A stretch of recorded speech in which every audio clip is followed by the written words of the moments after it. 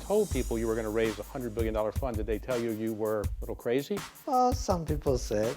Did you suffer discrimination growing up in Japan? That made me, stronger. How did you feel losing $70 billion of net worth? I was so close to, fall down from the cliff. We almost went bankrupt. Somehow I survived. Would you fix your tie, please? Well, people wouldn't recognize me if my tie was fixed, but okay. Just leave it this way. All right.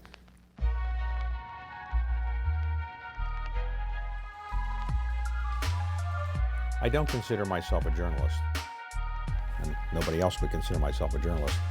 I began to take on the life of being an interviewer, even though I have a day job running a private equity firm. How do you define leadership? What is it that makes somebody tick? You are clearly one of the world's most successful technology investors and one of the world's most successful businessmen. Let me start by asking you about a fund that you are now raising, the Vision Fund. It's supposed to be a fund of $100 billion? Yes. Now that would be the biggest fund ever raised. So when you told people you were going to raise a $100 billion fund, did they tell you you were a little crazy? Well, some people said. You had a meeting with a man who was the Deputy Crown Prince of Saudi Arabia, who's now the Crown Prince of Saudi Arabia. And as I understand the story, you went in and in 1 hour you convinced him to invest $45 billion. No, it's not true. Okay? 45 minutes, $45 billion. Okay, sorry. Okay, I apologize. In other words, So if you had had... $1 billion per minute. What could you have said that was that persuasive to get $45 billion in one meeting? Well, actually, I said, you came to Tokyo as the first time. I wanna give you a gift. I wanna give you a Masa gift, the Tokyo gift, $1 trillion gift. And he opened up his eyes and said, okay, now it's interesting. All right. So I woke up him and said, here is how I can give you a $1 trillion gift. You invest $100 billion to my fund, I give you $1 trillion. But what is it that you told people? What was the vision that you actually gave them? So one vision, which is singularity.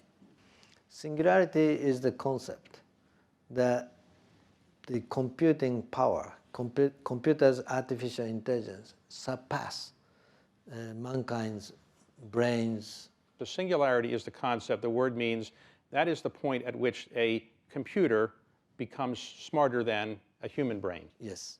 Today already, computer is smarter than mankind for chess or Go or weather forecast. To some expert systems, computer is already smarter. But in 30 years, most of the subject that we are thinking, they will be smarter than us. That's my belief.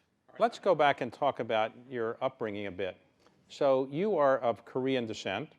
Your grandfather came from Korea and moved to Japan many years ago. And your parents were born in Japan. Did you suffer discrimination growing up in Japan? Yes, I had some experience. But I feel now it was good. That made me, stronger to work harder. So I had to prove that I am not different from any other guys, not inferior, it's the same. So I had to work harder to prove the value. Your family adopted a Japanese name at one point. Well, actually in Japan, there was at some period, Japanese government forced every Korean to change to Japanese name. So it was not their intention. We had to. You had to change. Okay. Had to change. That made me even more harder because I was feeling that I was hiding something. Now, I was even tougher. Now, you did not grow up in Tokyo. You grew up in a relatively small town, is that right? Yes. In Japan? Yeah, in the southern In the southern part of Japan. So at one point it is said that you were very interested in meeting the head of McDonald's in McDonald's Japan. Why were you interested in meeting the head of McDonald's? Did you like McDonald's food, or you just, what was it? No, he wrote a book, and that book became the bestseller. I was so impressed and said, "Oh my God, this is great!" And the guy who wrote about it must be great. So how old were you when you wanted to meet him? 16. 16. So you managed to get a meeting with him. I called his assistant, and long distance call. Back then it was so expensive. I made almost 100 calls, 60 calls, and say, this is my name. I'm a student, and could you ask him to share me some time? And could you ask him? And she said, "Oh, I will try, but he's not going to meet with a student." I said, "Well, don't decide by yourself. Let him decide." Okay. So I spoke with the assistant, different assistants so many times, and they don't give me the right answer. So I said, okay, this is a waste of my telephone bill. So I flew into Tokyo, and I said, I came because the phone call becoming more expensive than air ticket. So what happened? And I said, well, tell him exactly the way I said. You don't have to look at me. You don't have to talk to me. You can keep on working, whatever you are doing. I just want to see his face for 3 minutes. Okay. So I'm not bothering him. I'm so impressed and respect him. I want to see him.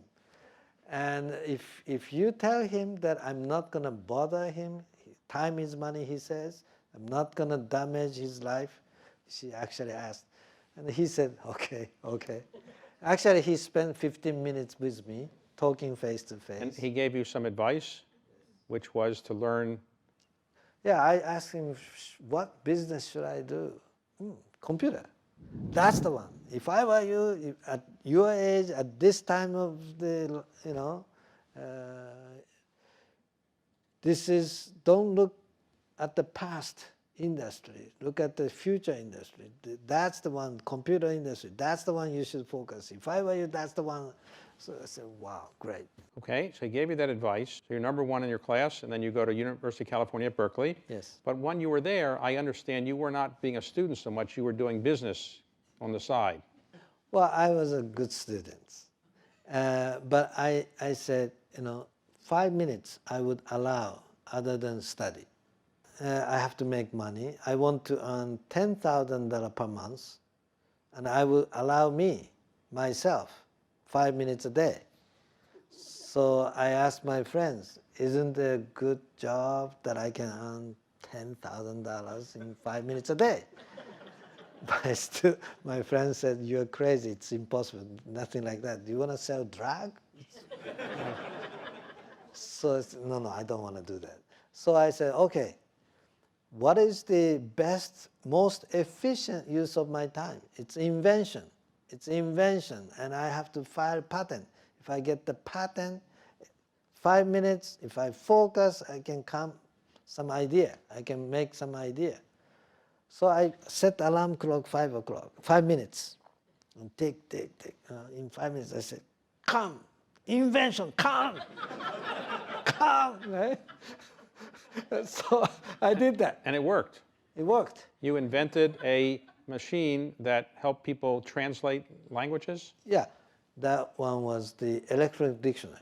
The first electronic dictionary, many students use electronic dictionary.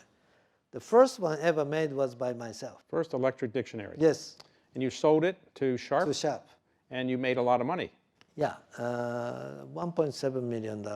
So what did you do with 1.7 million then? Well, I used to start SoftBank. Okay, so did you move But back? I did one more project. I made another 1.5 million. So I made 3.2 million in 18 months. So that is better than $10,000 per month. Right. I told that to my friend. Look, I got $3.2 million, and I kept working only 5 minutes a day as as I promised you. But then after you graduated and you made these successful inventions, you moved back to Japan. Is that right? Why did you move back to Japan? Not that it's not a great place to move back to, but you're in Silicon Valley area. Why not stay there? I created a company, and my employees asked me to stay, but I said, no. I promised to my mother when I decided to come study in the States. She was crying in the airport, and I said, no, don't cry, Mom. After I graduate from the school, I come back. I promise. She said, no, you don't come back. This is the forever, farewell. No, I promise you. Don't worry. I promise you. So I kept my word. Recently, you did the biggest investment you've ever made in a company called ARM. They have 99% market share for any smartphone that you have in your pocket. I think the company is going to be more valuable than Google.